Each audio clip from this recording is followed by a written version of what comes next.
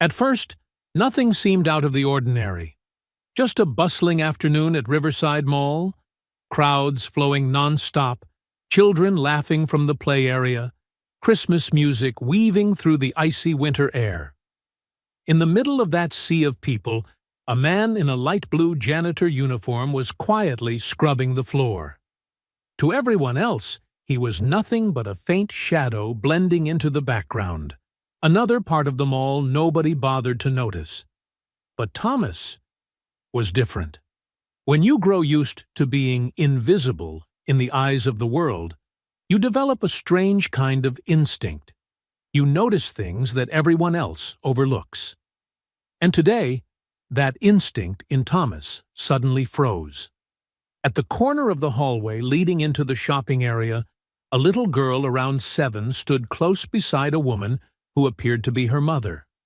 If you only glanced, everything looked normal. But in the girl's eyes, behind those trembling, tear-wet lashes, Thomas saw something he could not ignore, a silent plea for help. Then it happened. The little girl's tiny fingers trembled as she tapped 5 times on the woman's back. A beat. Pause. Then 5 more taps. A signal Thomas recognized instantly, because he had watched dozens of videos teaching children the silent safety code, in case his own daughter was ever in danger. In that moment, Thomas's whole body tightened like a drawn wire. He stood on the edge of a decision that could change his entire life. Look away and keep the meager job he had, or risk everything by trusting the instinct of a father, and possibly save a child's life. And then, Thomas stepped toward the girl. What happened next would shake the entire Riverside Mall. Stay until the end, because what Thomas is about to uncover will leave you breathless and speechless. But before we dive deeper into this story, if you enjoy heartfelt, real-life stories like this, take a second to like, share, and subscribe to the channel, so you won't miss any story that touches your heart. And I'm genuinely curious. If you were Thomas in that moment, what would you do? Think about that, because the next part will answer the question. What made Thomas dare to step into danger, even though he was invisible? Just a janitor? To understand why Thomas Miller noticed something that hundreds of others completely overlooked, we have to turn back the clock to 3 years earlier, the moment his life began to crack. Thomas had not always been a janitor. 3 years ago, he was an accountant at a mid-sized company in the city. Not wealthy, but his income was enough to support his family. He had a small house in the suburbs, an old car that still ran fine, and, most importantly, he had his family. His wife, Michelle, worked part-time at a clothing store, and his daughter, Emma, only 3 at the time, was the warm sunlight filling their little home.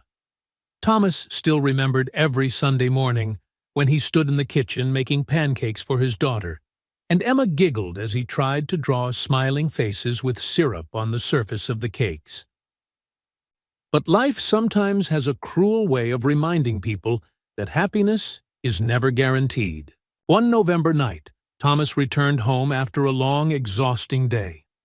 He opened the door and called his wife's name as usual. No answer. Emma was playing alone in the living room, clutching her worn-out stuffed bear. "Where's your mom, Emma?" Thomas asked, trying to keep his voice steady even though his heartbeat was already stumbling. "Mom left, Daddy." Emma looked up, her voice as small as a whisper. "Mom said she won't come back." Thomas panicked and ran to the bedroom. Michelle's closet was empty. The photos that had included her were gone from the shelves. On the table lay only a signed divorce paper and a brief letter. "Thomas, I'm sorry. I can't continue this life anymore. I feel like I'm dying in this house, in this marriage. I need freedom. Emma will be better off with you. Don't look for me. Michelle." Thomas stood frozen, the paper trembling in his hand, while the world around him spun as if it were collapsing. How could a mother leave her 3-year-old child? How could Michelle walk away without even a real explanation? But that shock was only the beginning.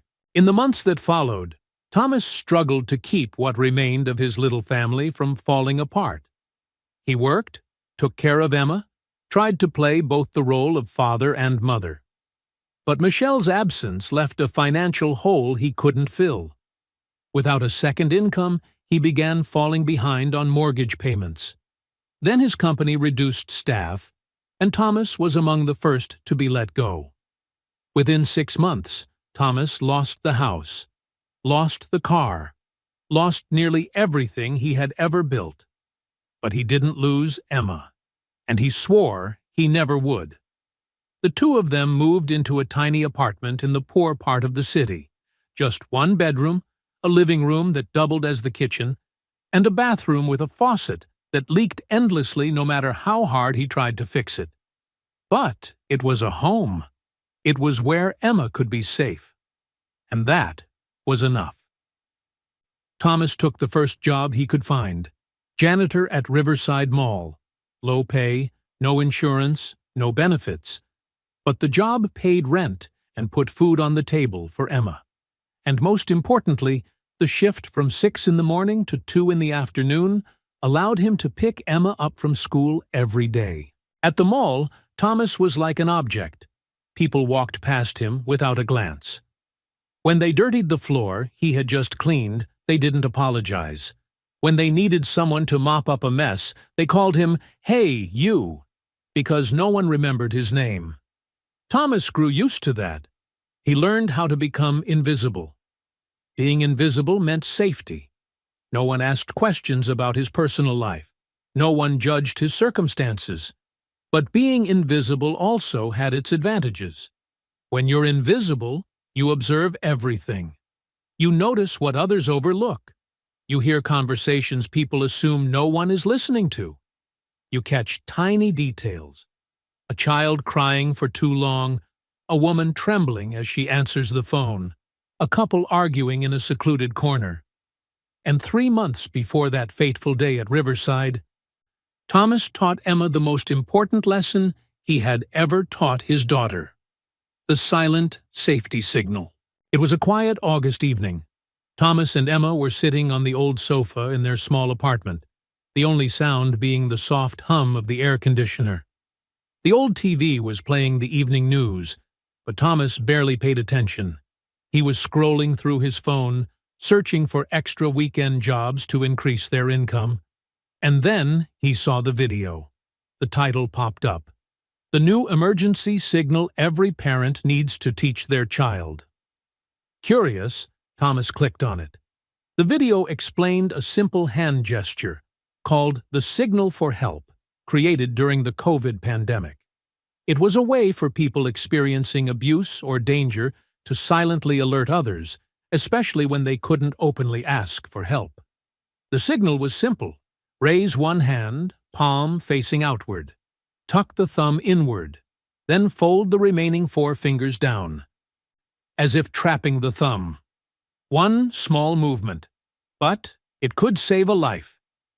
The video also mentioned another variation used for children, or those unable to use their hands, tapping 5 times with the fingers. 1, 2, 3, 4, 5. Repeat. A discreet but unmistakable signal when someone knew its meaning. Thomas watched the video 3 times. Each time, his heartbeat sped up. He thought of Emma, thought of the big world out there, where danger sometimes hid behind the most ordinary things. Thought of how he could not always be right next to his daughter. "Emma, come here with Dad for a bit," Thomas called out, his voice more serious than usual. Emma put her stuffed bear down and climbed onto the sofa beside him. Her big bright eyes looked at him with a mixture of curiosity and innocence. "Sweetheart, Daddy wants to teach you something very, very important," Thomas said, then knelt down so he was eye level with her. "There may be moments when you need help, but you can't say it out loud. Do you understand?" Emma nodded slowly, though Thomas wasn't sure she fully grasped it. Daddy is going to teach you a special signal. If you're in danger and you can't say help, you can do this. He played the video again so Emma could watch it from the start. Then Thomas slowed down each motion, raising the hand, folding the thumb in, closing the remaining fingers. See? It's very simple. But if someone knows this signal, they'll understand you need help. Emma watched closely, then tried to imitate it. The first time she got the order wrong, and Thomas patiently adjusted each of her little fingers into place. Good job. Try again. The second time, Emma did it perfectly. Wow, that's amazing. Thomas smiled, but that smile still carried a trace of worry in his eyes. Now, Daddy wants to teach you another way. If you can't raise your hand, you can tap 5 times with your fingers. Like this. Thomas tapped lightly 5 times on Emma's palm. 1, 2, 3, 4, 5. Then repeat. Emma tapped 5 times on her father's hand. Tiny, but firm. That's right. You're doing great. But then Emma's small face suddenly paled. Her lips trembled. Daddy, are you scared someone will take me? The question pierced straight through Thomas's heart like a cold blade. He pulled Emma into his arms and held her tightly. No, sweetheart. Daddy doesn't think that will happen. But Daddy wants you to know these things, because he can't be with you every second. And if something ever happened, Daddy wants you to have a way to tell someone you need help. Emma was silent for a moment, then whispered, her voice barely audible. Like, when Mom left, when she went away, and I couldn't stop her. Thomas's throat tightened. He hadn't expected Emma to remember so clearly. She had only been 3 years old when Michelle left. Emma, your mom leaving was not your fault. You didn't do anything wrong. There was nothing you could have done to change it. Emma looked up, her eyes shimmering. But you won't leave me, right? Never, Thomas said, his voice firmer than anything he had ever said in his life. I will never leave you. You're everything to me. You're the reason I wake up every morning, the reason I try every single day. Emma hugged her father tightly, her cheek resting on his shoulder. I promise I'll remember the signal, she whispered. And if I see another kid doing it, I'll tell you. Or my teacher. That's right. Daddy's girl is very smart. The two of them sat quietly in the dim glow of the old TV. Thomas had no idea that just 3 months later, this small lesson would change not only his own life, but the lives of 6 other children as well. Because sometimes, a single piece of knowledge is the thin, fragile line between life and death. 3 months later, on a chilly Friday in November, Thomas woke up at 5:15 as usual. The small apartment was still drowned in darkness, with only a faint glow of streetlights slipping through the thin curtains. He carefully turned so he wouldn't wake Emma, who was curled up asleep on the little bed in the corner. With only one bedroom, the two shared the space. Thomas slept on an old mattress on the floor, while Emma got the small bed. Not ideal, but they were used to it. Thomas washed his face with cold water. The heater had been broken for 2 weeks, and he still hadn't saved enough to fix it. He put on his light blue uniform, the fabric faded from countless washes. On the chest pocket, the stitched name Thomas M. was still there, though the thread had grown thin. Before leaving, he looked back at Emma. She slept soundly. One arm wrapped around the worn, stuffed bear Michelle had bought when she was little. Thomas gently pulled the blanket up over her and kissed her forehead. "Daddy loves you, Emma," he whispered. "I'll be back to pick you up after school." He left a note on the table. "Have a great morning, Princess. Cereal is in the cabinet." Daddy loves you. Dad. Thomas locked the door and walked down the stairwell. The building's elevator had been broken for ages. Outside, the cold November morning made him pull his thin jacket tighter around himself. He walked 3 miles to the mall. No car, no money for the bus. But he didn't complain. 3 miles meant saving $3 a day. Almost $90 a month. About a whole portion of the electric bill. Thomas arrived at Riverside at 5:50. The back door was still locked, but he had the key. He stepped into the dark, quiet corridor and flipped on the lights in the staff break room. The small room was messy and smelled of leftover food mixed with dish soap. Thomas changed and prepared the cleaning cart. Mop, bucket, cleaning solution, trash bags, things he had never imagined he'd be using in his life. At exactly 6 o'clock, he started work. The mall opened at 10, but he had to make everything spotless before customers arrived. He began in the food court, wiping tables, sweeping floors, emptying trash cans overflowing from the night before. Then he moved to the retail areas, cleaning glass, polishing handrails, tidying bathrooms. The work was repetitive, monotonous. But Thomas carried out every detail with care. Not because the manager cared, he never did, but because Thomas kept his dignity in everything he did. Around 9:45, mall workers began to arrive. Stores opened, lights turned on. Christmas music floated from the speakers. The giant tree in the main hall lit up, ornaments glittering, inflatable snowmen posted at the doors. Thomas blended back into the familiar crowd, working like a shadow. No one looked at him. No one greeted him. People walked past him as if he didn't exist. At 11:30, a small incident happened. A child spilled juice right in front of the toy store. The mother panicked and called out loudly, "Sorry, can someone clean this?" Thomas heard her and pushed his cart over. But the woman was already gone, leaving the sticky puddle behind. He knelt down and cleaned it. People stepped around him. A few even scowled. "Hey, can you hurry up?" a middle-aged man snapped. "I'm trying to get through." Thomas looked up. "I'm sorry, sir. I'll finish right away." The man muttered something about useless employees, then walked off. Thomas took a deep breath. He was used to it. So used to it, he no longer felt the urge to react. Around 1 in the afternoon, Thomas was mopping the second floor near the seating area when he saw Mr. Peterson, the mall manager, approaching.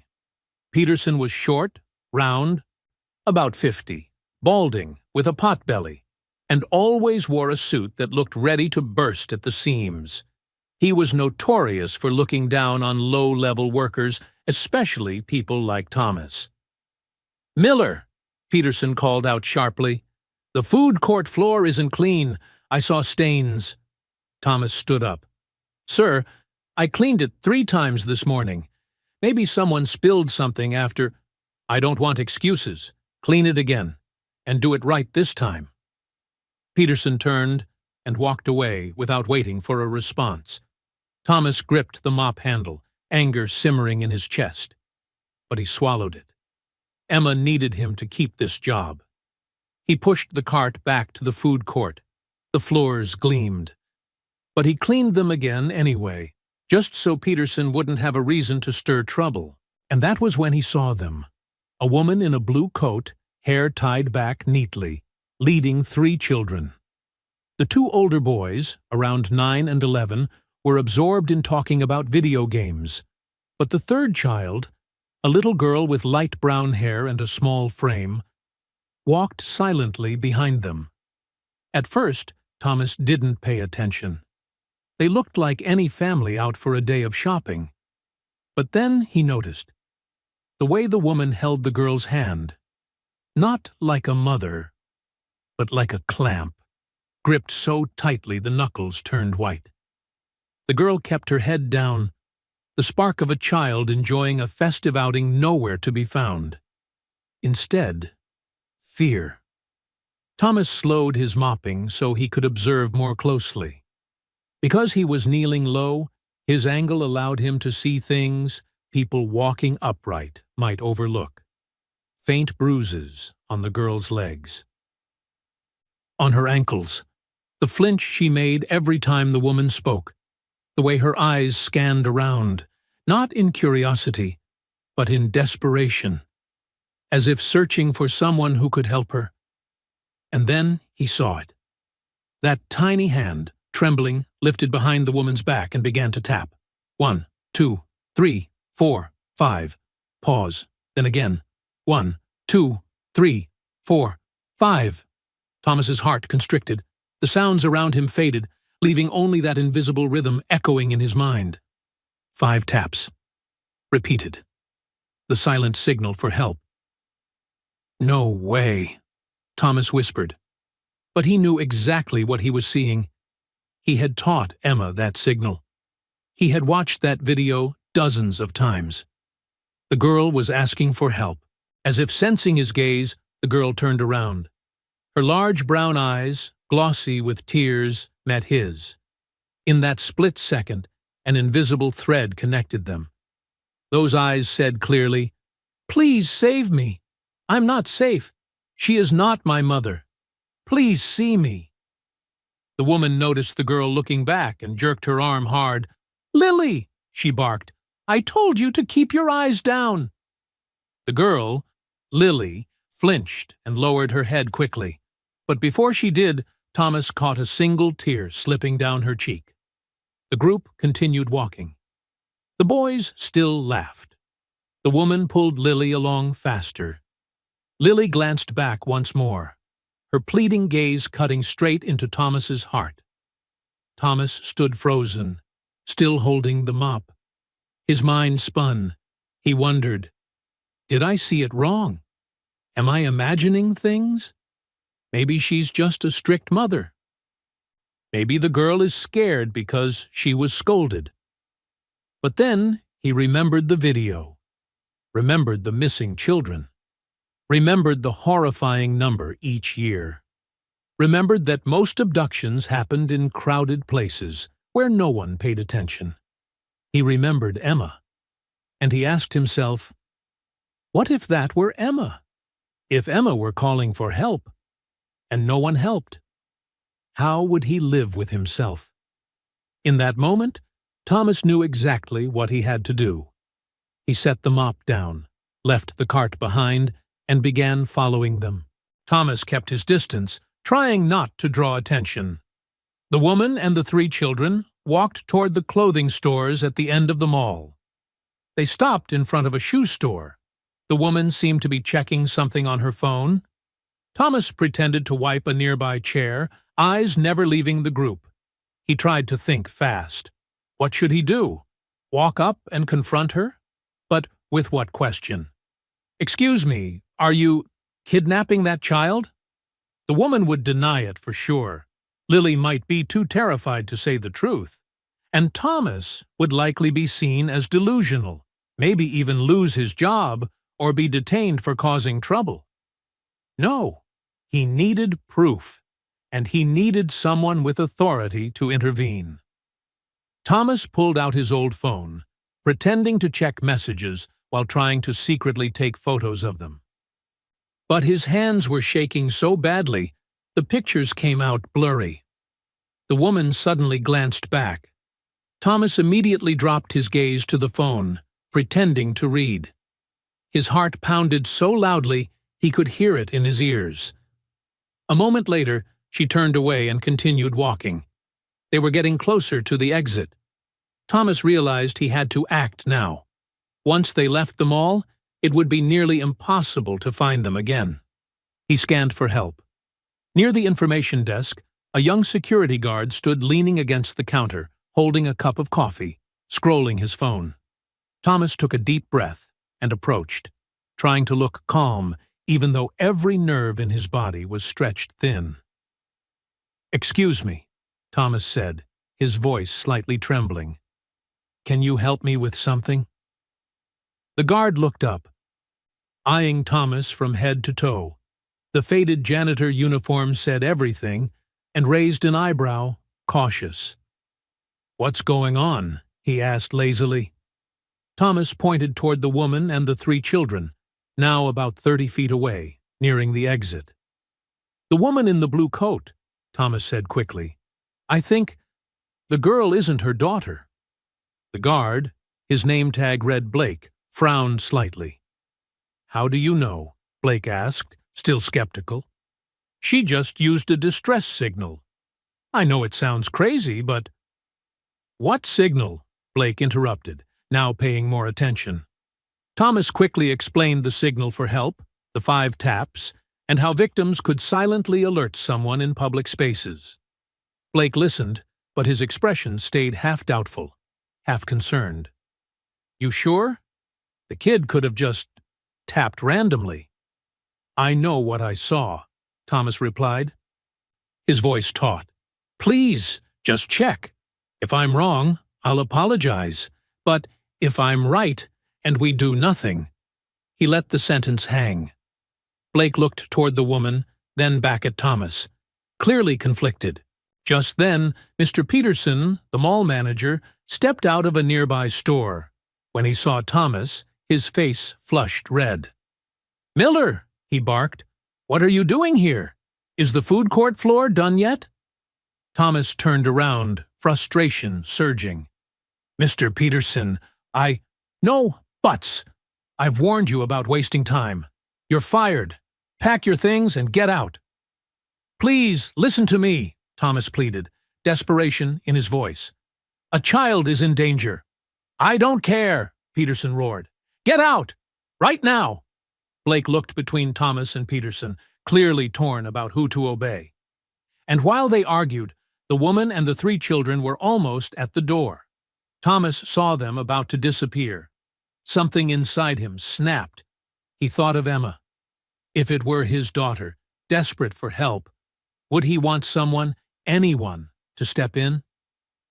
"I'm sorry," Thomas said to Peterson, voice trembling but resolute, "but I can't just stand by." Before anyone could react, Thomas bolted. He sprinted across the hall, his shoes squeaking against the polished floor, heart pounding violently. Behind him, Peterson screamed, "Stop him! Call security!" But Thomas didn't stop. He ran faster than he ever had in his life. The noise caused the woman to turn around. Her eyes widened when she saw Thomas running toward her. In an instant, her calm facade shattered, revealing panic. That was all the confirmation Thomas needed. "Stop!" Thomas shouted. "Someone call the police! This woman is kidnapping a child!" The mall fell silent. Hundreds of eyes turned toward them. The woman froze. The 2 boys stared in confusion. And Lily looked at Thomas, her eyes filled with desperate hope. Blake had followed Thomas. The moment he saw the terror on the woman's face, his entire demeanor changed. He lifted his radio. "Code 10-13, he said into it. "Possible child abduction at main exit. Need immediate backup." Realizing she was cornered, the woman glanced at the door, now about 10 feet away, then scanned the crowd. People had pulled out their phones and were recording. "There's a misunderstanding," she tried to say calmly. "They're my kids, all 3 of them." "Then you won't mind showing me your paperwork," Blake said, still holding the radio. "And we need to speak with the children separately." "I don't have to," she snapped, but Thomas cut in. "Ask the girl," he said clearly, heart hammering. "Ask Lily if she's her mother." The crowd went silent. All eyes fixed on Lily. The girl stood trembling, tears streaming down her cheeks. The woman bent down, her voice sweet, but clearly threatening. "Lily, tell them. Who's your mother?" Lily opened her mouth but couldn't speak. She looked at the woman, then at Thomas, then back again. Fear and hope battled across her tiny face. Thomas knelt, lowering himself to eye level. His voice was soft but steady. "Lily, You're safe now. No one will hurt you. You can tell the truth. It was those two words, "You're safe," that broke her. Lily burst into sobs, her small shoulders shaking with each cry. "I don't know who she is," she wailed. "She grabbed me at the park. She said if I called for help, she'd hurt my mom. I want to go home. I want my mom." The crowd erupted. Gasps, cries of horror. People shouting into their phones, calling 911. Voices rose. "Hold her! Don't let her run!" Oh my God, that poor child. The woman realized it was over and made a desperate attempt to run. But Blake and another guard quickly blocked her. They restrained her as she kicked and screamed. "Let me go," she shrieked. "You don't understand. They'll kill me. They'll—" Police sirens wailed outside, drowning out her words. Thomas remained kneeling, reaching a hand toward Lily. The girl hesitated for only a moment before collapsing into his arms, sobbing uncontrollably. "I saw you," she cried. "I knew you saw my signal. I knew you would help." Thomas held her tightly, his eyes stinging. "I saw you," he whispered. "I saw you, Lily, and I'll never forget you." Around them, the mall turned into controlled chaos. Police rushed in and handcuffed the woman as she screamed. Paramedics examined Lily and the two boys, who, it turned out, were also victims kidnapped from other states. And at the very center of it all stood Thomas Miller, once invisible, once just a janitor no one bothered to notice, holding a child who had been saved because of his courage. Peterson stood at the edge of the crowd, his face pale, slowly realizing what had almost happened. He had nearly fired the man who saved a child, nearly allowed a kidnapped girl to slip away forever. But Thomas didn't look at Peterson. He didn't look at the crowd either. He just held Lily, smoothing her tangled hair, whispering again and again, "You're safe now. You're going home. You'll see your mother soon." And for the first time in 3 years, Thomas Miller felt like he was no longer invisible. Police cars became 4, then 6. The main entrance of Riverside Mall was sealed off with yellow tape. Shoppers were held to give statements. News cameras began to appear outside. The story spread too fast on social media, and reporters caught the scent of something big. Thomas sat on a bench inside, Lily still clinging to his hand. The medics had checked her. No serious injuries, but signs of stress and malnutrition were obvious. The two boys with her were taken to another area, also being examined and gently questioned. A female detective approached, early 40s, short brown hair, eyes sharp yet warm. The badge on her jacket read, "Detective Sarah Hayes." "Mr. Miller?" she said, professional but not cold. Thomas nodded, starting to stand, but Lily squeezed his hand. "It's okay. You can stay seated," Hayes said, pulling a chair close. She leaned down and smiled at Lily. "Hi, sweetheart. I'm Sarah. You can call me Detective Sarah. You were very brave today. You know that?" Lily didn't answer, only stared with wide, frightened eyes. Hayes turned to Thomas. "Can you tell me in as much detail as possible what you saw?" Thomas recounted everything from the start. When he noticed Lily, the 5 taps, the plea in her eyes, his decision to follow. As he spoke, Hayes took careful notes, nodding from time to time. "Where did you learn about this signal?" Hayes asked. Thomas took out his phone and opened the video he'd watched 3 months earlier. "Here, I taught my daughter to use it. Her name's Emma. She's 6. I just wanted her to have a way to ask for help if I couldn't get there in time." There was something in his tone, a mix of love and fear, that made Hayes pause. She looked up, as if truly seeing the person in front of her for the first time. "You're a single father?" she asked quietly. Thomas nodded. 3 years now. My wife left. It's just me and Emma." Hayes was thoughtful for a beat, then placed a hand on his shoulder. "You did something extraordinary today, Mr. Miller. Many people would have walked past. But you listened. You saw.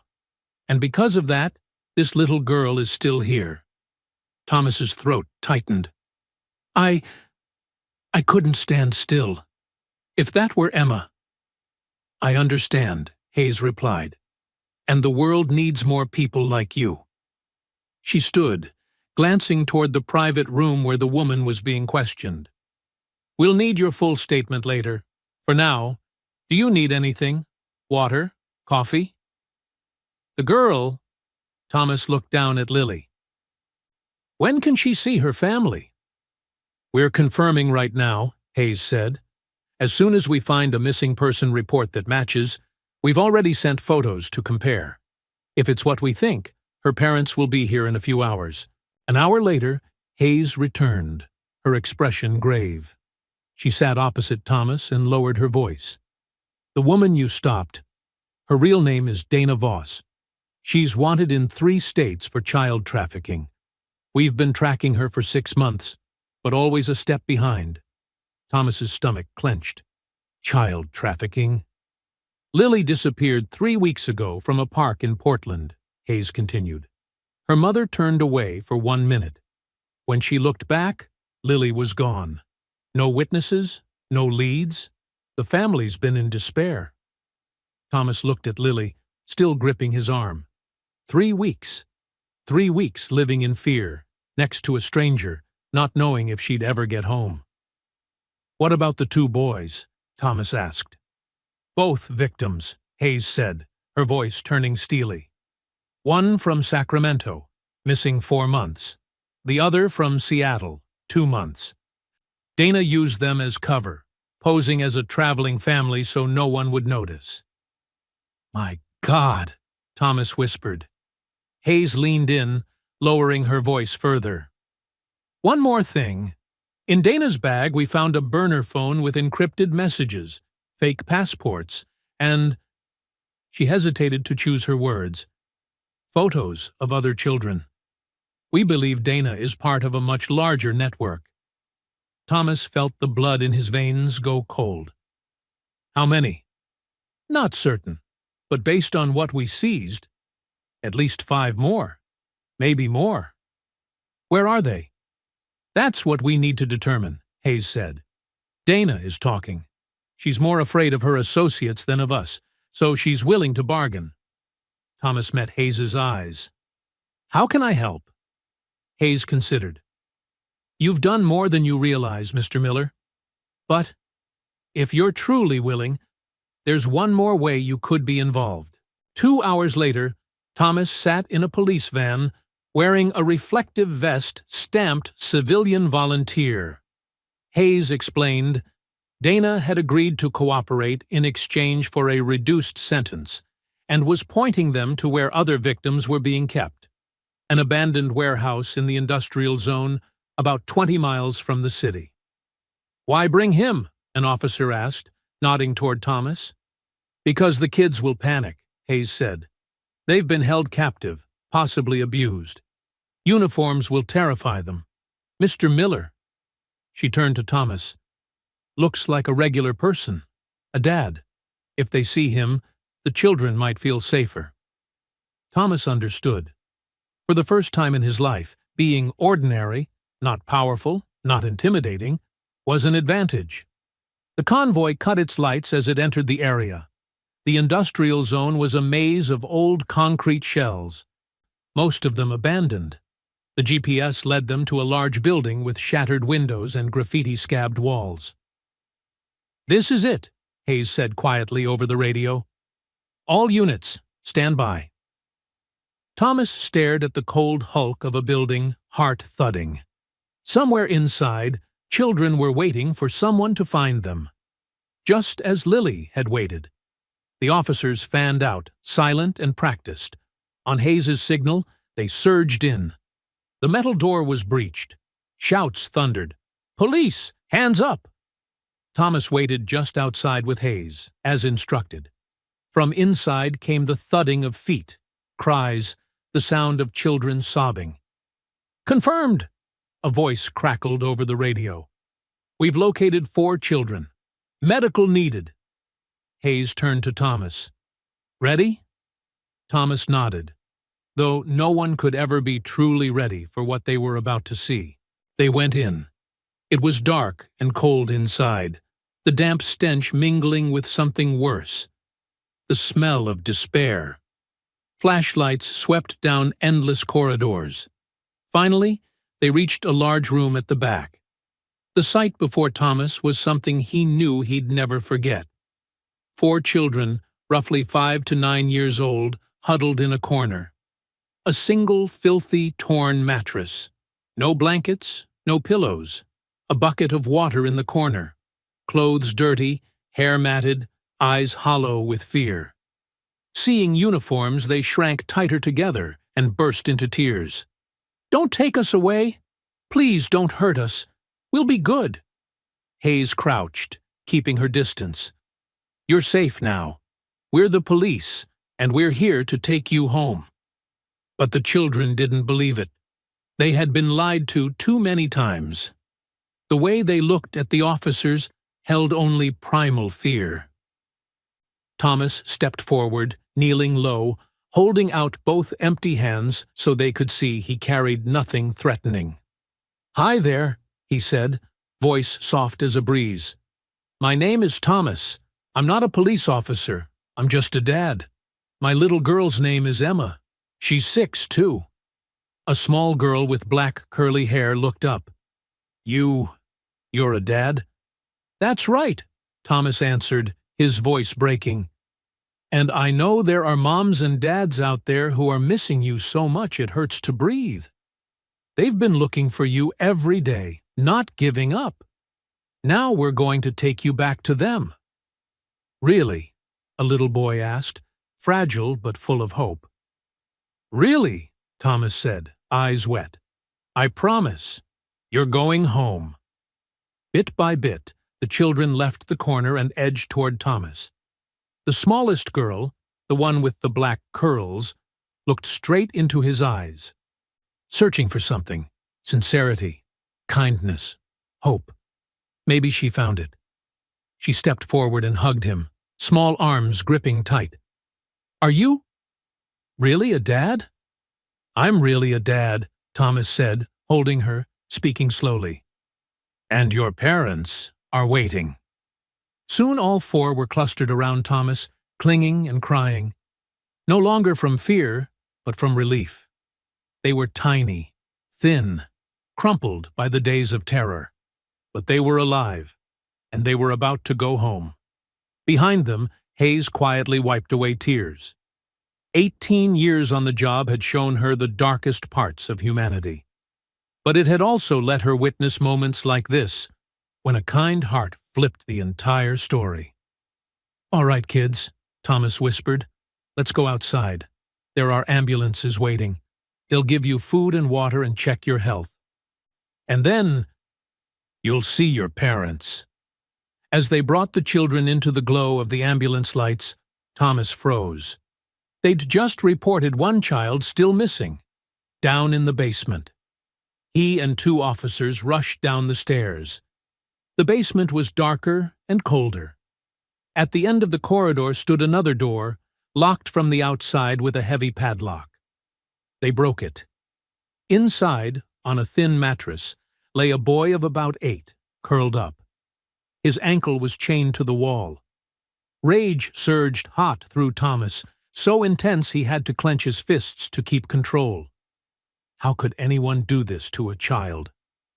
"Need bolt cutters! Now!" an officer shouted. The chain was severed. The boy collapsed, weak and trembling. Thomas scooped him up, light as air. "What's your name?" Thomas asked gently. "Carlos," the boy whispered, hoarse. "Carlos, you're okay now. I'm getting you out of here." Thomas carried him up the stairs, into the light. Medics swarmed in, but Carlos wouldn't let go of Thomas. He clung to him as if letting go would let the darkness swallow him again. "It's okay," Thomas murmured, stroking the sweat-matted hair. "You're safe now, Carlos. Safe." When all 5 children had been examined and transported safely, Hayes came over. Thomas stood alone, watching the ambulances pull away, his hands still shaking. "You did very well, Mr. Miller," she said. Thomas shook his head. "They're just kids. How can anyone—" He couldn't finish. Hayes set a hand on his shoulder. "I ask myself that every day," she said softly. "But today, because of you, 6 children are going home. 6 families will be together again. That alone is enormous." Thomas nodded, wiping his eyes. "My daughter, Emma. I need to call her. She'll be worried." "Of course," Hayes smiled. "And, Mr. Miller, when you call, tell your daughter that her father is a hero." A week later, Thomas received a phone call he would never forget. It was Monday morning. Thomas was no longer working at the mall. After the incident, Mr. Peterson had tried to fire him, but the mall's owner, who had been following the news, intervened. They not only reinstated his job, but also issued a public apology and offered him a raise. But Thomas declined, not out of anger, but because he realized he could do more. He could help more. The phone rang. It was Detective Hayes. "Mr. Miller, I have good news," her voice warmer than before. "Lily's family wants to meet you. They want to thank you in person." Thomas's heart pounded. They want to meet me?" "They begged, actually," Hayes said. "Jennifer and Michael, Lily's parents. They said they owe you everything. They want their daughter to meet the man who saved her life." That afternoon, Thomas brought Emma to an address in a quiet suburb. A small house with a carefully tended lawn and a big maple tree casting shade. On the porch was a swing and a pile of toys. Before Thomas could knock, the door opened, and there, standing between a man and a woman, was Lily. She looked entirely different. Her hair was clean and neatly brushed, a yellow dress dotted with tiny flowers. But the biggest change was in her eyes, no longer hollow and frightened, but bright. "Mr. Thomas!" Lily cried, and ran toward him. Thomas knelt, arms open. She flung herself at him and hugged tightly. "Hi, Lily," Thomas said, his voice thick. "You look wonderful." "I'm home," Lily said simply. "Home with Mommy and Daddy." The woman, Jennifer, stepped forward. Her eyes were red. But she was smiling. She reached out for a handshake, then changed her mind and pulled Thomas into a hug. "Thank you," she whispered, voice trembling. "Thank you for seeing her. Thank you for not walking past. Thank you for bringing my child back." Thomas didn't know what to say. He only held the stranger who was crying on his shoulder, feeling the weight of gratitude and relief. Michael, the father, stepped up to shake Thomas's hand. The handshake was firm, but still trembling. 3 weeks, he said, voice hoarse. 3 weeks of not knowing if our daughter was alive. 3 weeks without sleep, without eating, just searching and praying. Then we got the call. She'd been found, because one man paid attention when no one else did. He paused, wiping his eyes. "Do you have kids, Thomas?"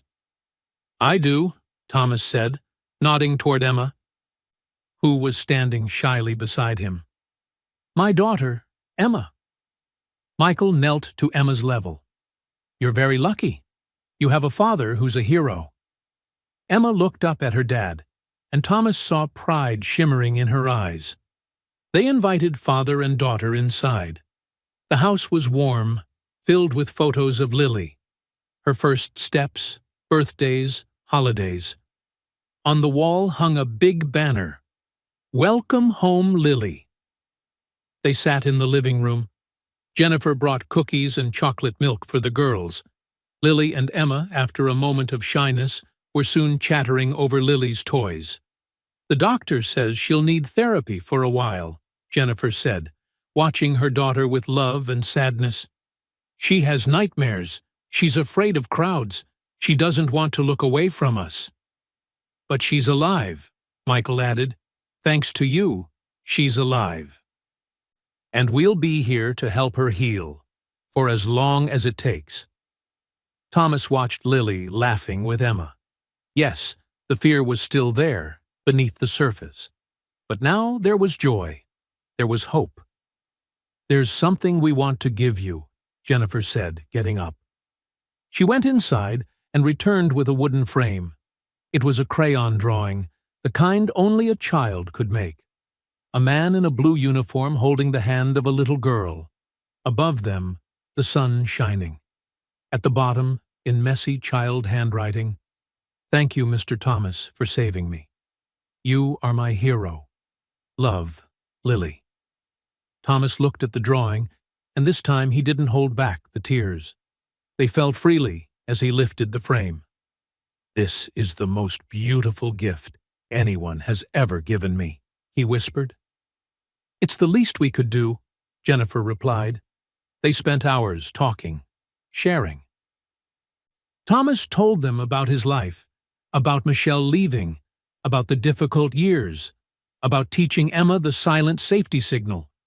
Jennifer and Michael told him about 3 weeks of hell, relentless searches, and the night they got the call that Lily had been found. "I collapsed," Jennifer admitted. 3 weeks of holding myself together, and then everything broke open. But they were tears of relief, tears of joy. When it was time to leave, Lily ran over again. "You'll come play again, right?" she asked, hopeful. "I promise," Thomas said, ruffling her hair. "And my daughter Emma seems to like you a lot. You two should play again." Lily nodded eagerly, then turned to Emma and said something that melted Thomas's heart. "You're really lucky. You have the best dad."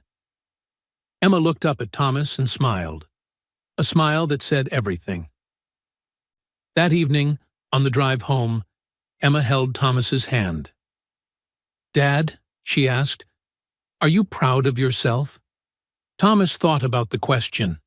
For 3 years, he had seen himself as a failure, losing his wife, losing his home, losing a good job, feeling invisible to the world. But now, looking into his daughter's eyes, remembering Lily safe with her family, thinking of the 5 other children reunited. "Yes, Emma," he said. "For the first time in a very long time, I'm proud of myself." Thomas's story spread like a storm. The videos recorded at the mall, captured by passers-by, exploded across social media. In just 3 days, they reached more than 20 million views. Headlines appeared everywhere. Janitor turns into hero in seconds. The invisible man becomes the nation's hero. Single father disrupts child trafficking ring. TV networks lined up for interviews. News programs wanted him on air. But Thomas turned down most of them. He hadn't done it for fame. He had done it because it was the right thing to do. There was one invitation he accepted. A local news program wanted to do a segment on the signal for help, to educate parents and children. That Thomas was willing to talk about. Under the studio lights, with Emma sitting beside him, he told his story, from beginning to end. "I taught my daughter that signal 3 months ago," Thomas said. "I never thought I'd see someone else use it. But when I did, I couldn't look away. I just couldn't." The host asked, "What made you decide to run after them, even if it could cost you your job?" Thomas was silent for a few seconds, then answered slowly, "I thought of Emma. I thought, if my little girl were there, asking for help, and I wasn't around, I would want someone brave enough to step in. I would want someone to choose my daughter over their job, over convenience, over the fear of being misunderstood." He looked straight into the camera. "If you see a child in danger, please don't pretend you don't. Don't assume someone else will act. Don't be afraid of being wrong. Because if you're right and you don't act, a child could be lost forever. The interview ended with a moment where Emma demonstrated the signal for help on camera. Her voice was small, but clear and confident. "If I'm in danger and can't speak, I'll do this." She raised her hand, folded her thumb in, and closed the remaining fingers. "Or I'll tap 5 times. Like this." She tapped on the table. "And if someone knows this signal, they'll help me." That clip spread even further. More than 50 million views. Schools began teaching it. Parent organizations shared it. And most importantly, children learned it. 2 weeks later, Thomas received another call from a man named David Chen, the CEO of Secure Life Corporation, a company focused on child safety. "Mr. Miller, I've been following your story," Chen said over the phone. "You're not only brave, you're knowledgeable. You taught the signal to your daughter. You understand how important education is." "Thank you," Thomas said, still unsure where the call was headed. "I want to offer you a job," Chen said. "Director of Community Safety Programs. You'll go to schools, organizations, businesses, anywhere that needs it, to educate people on child safety, distress signals, signs of trafficking, how to intervene safely." Thomas held his breath. "Salary is $65,000 a year," Chen continued. "Full benefits, a flexible schedule so you can spend time with Emma." 65,000. Much more than anything he'd ever earned. More than he'd dared imagine. "Why me?" Thomas asked. "I'm not an expert." "No," Chen replied. "You have something more important. Credibility, a story, and a heart. When you speak, people listen. When you teach, they learn. Because they know you don't just talk, you've lived it." Thomas thought of Lily, of the children who had been rescued, of the ones who hadn't yet. "I accept," he said. 6 months later, Thomas's life had changed in ways he'd never imagined. He and Emma moved out of the cramped apartment into a small house with a backyard and 2 bedrooms. Emma had her own room, decorated with stars and zebras, her favorite things.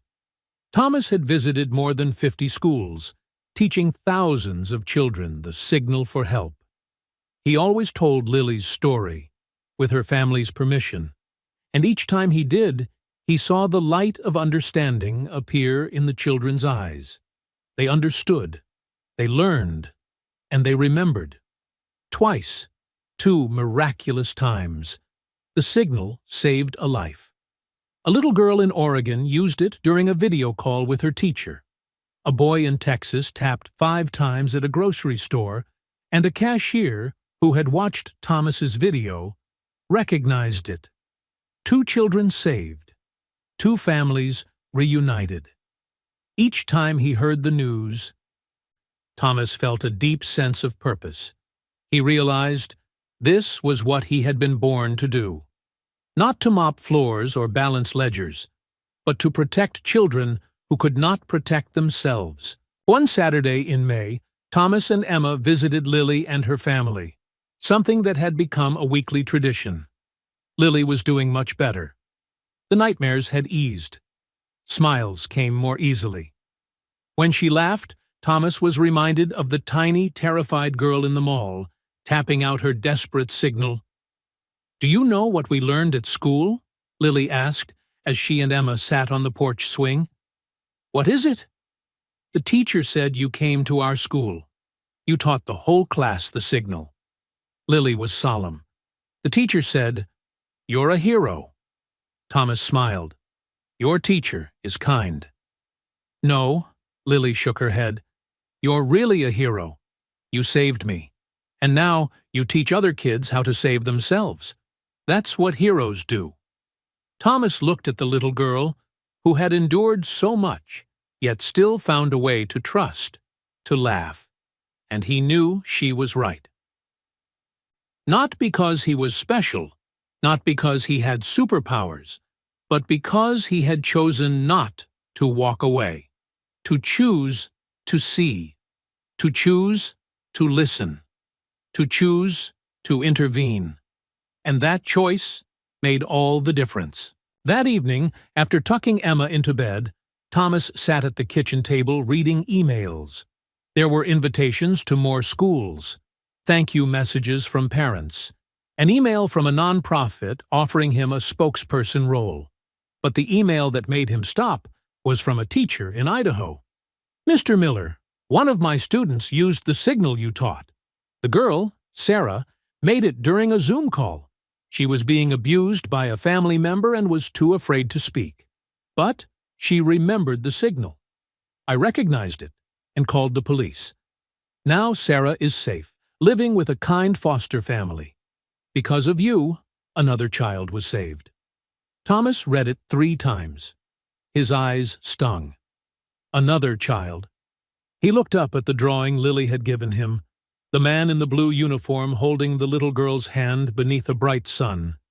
It hung right in front of him, reminding him every day that one courageous act could change a life. Emma appeared in the doorway, rubbing sleepy eyes. "Daddy, aren't you going to bed?" Thomas opened his arms.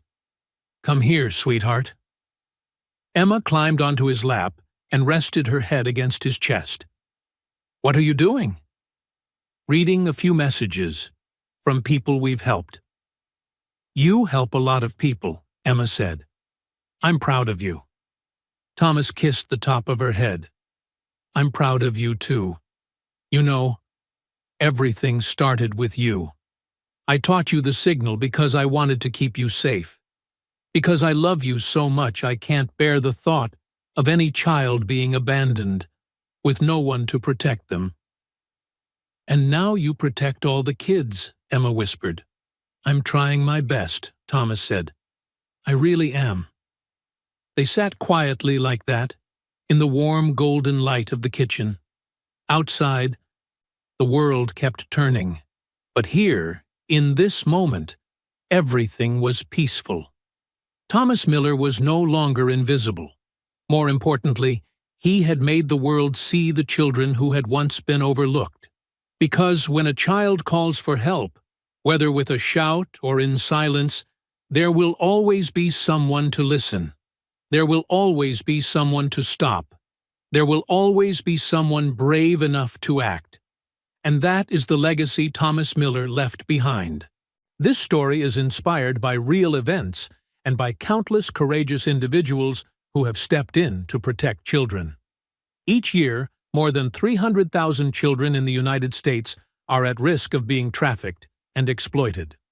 Learn the signal for help. Teach your children. Share the knowledge.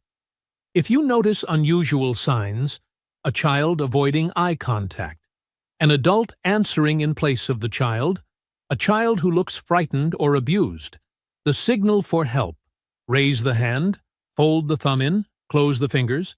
Call 911 or the National Human Trafficking Hotline, 1-888-373-788. You can be a Thomas for someone's child. Be the one who sees. Be the one who listens. Be the one who intervenes. Dedicated to all the invisible heroes, janitors, security staff, teachers, parents, who see what others overlook. Thank you for listening when no one else did.